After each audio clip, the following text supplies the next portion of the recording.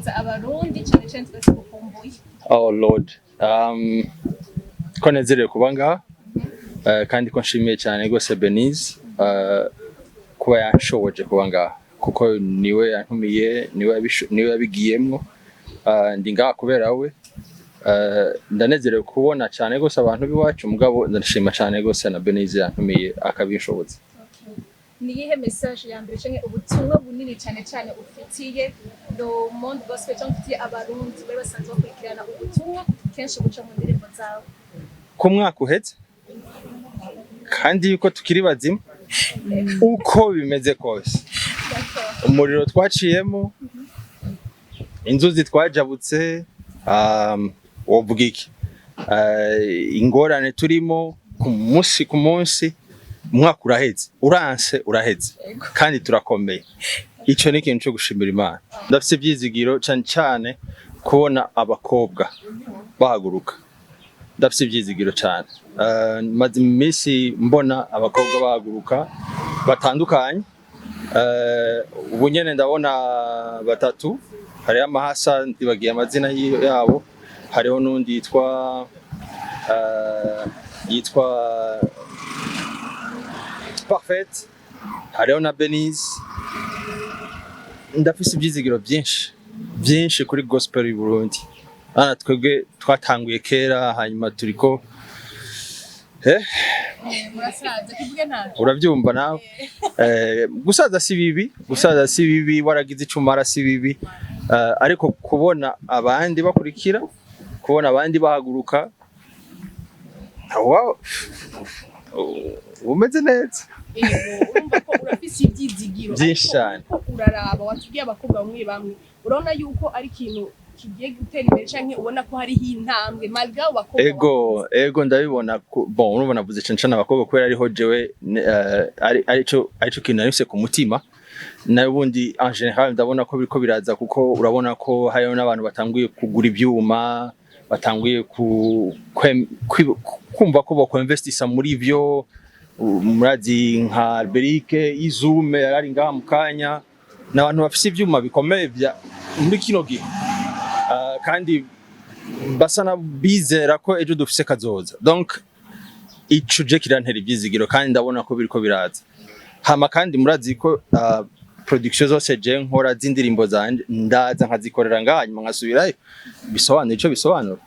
nkuko mwabibonye tuvuye kwakira umuririmbyi Dudu kuva mu gihugu ca Kenya aje kudufasha guterama ku isango rya le 5 décembre no kuri wa Mungu hano kuri Zion Beach urumva ni muri rwa rukurikirane guhimbaza Imana ni umuririmvyikazi mushasha Beni Sweet Beat yakoreye hano nyene iwacu album yiwe iheruka yitwa Uzana akaba tuzaniye Uzana concert igice ca kabiri kuko icambere yagikoreye yaba kwasanzwe mu gihugu cy'Ubwongereza ubu rero akabaje kugira ngo tuzoteramane hamwe na Apollinaire na Dudu na Victoria's Team na Sound of the Morning Star so nico gituma rero turiko twaje kumwakira kugira ngo namwe tubereke ko ashitse hanyuma twizera neza ko muzaba muri kumwe na twebwe ikibanza ni kuri Zion Beach kuva isaha 11 z'umuhingamo kuvuga kwinjira hari tike y'ibihumbi 10 iri sample y'ibihumbi 20 iri VIP na VVIP ya 50,000 ego cyane amatika azoba hari cyane n'ubu ari karadandazwa ni ku byicaro vya Payway ahantu hose mubona Payway amatike ya Uzana concert part 2 iri karagurishwa no ku muryango azoba hari karibu cyane hagira uwo bibuza kwashika murazi ko ari nabwo buryo electronic busanzwe bukoreshwa muri Payway kugira ngo amatike ntasubigwemo canke ngo bayakorere ico twokwita ama falsification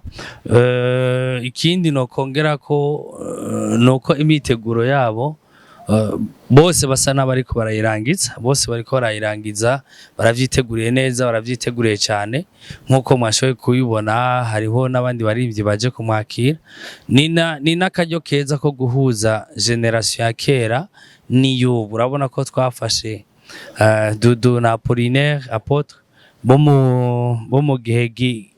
novuga ngo ca kera bari kuva mu gihe ca kera n'abarutse ubu mu ndirimbo za gospel kugira ngo bashobore guhura kuri stage imwe basangira ubumenyi ni byinshi bazona hayagira nabo nyene. Umva rero no kubatumira mwese karibu cyane, twibaze yuko tuzobana namwe muri kino gihe, hanyuma twaba tubatumiriye cyane gose. Murabizi ko iyo tugiye mu bintu rimwe na rimwe bifata iyindi ntera, so turabatumiye naho mubona akavura kagwa twarize ukuntu tuzokazibira buhoro buhoro, hama kaze muri sanze mubone irindi joro ry'ibindi bitangaza mutari bwabone. Murakoze.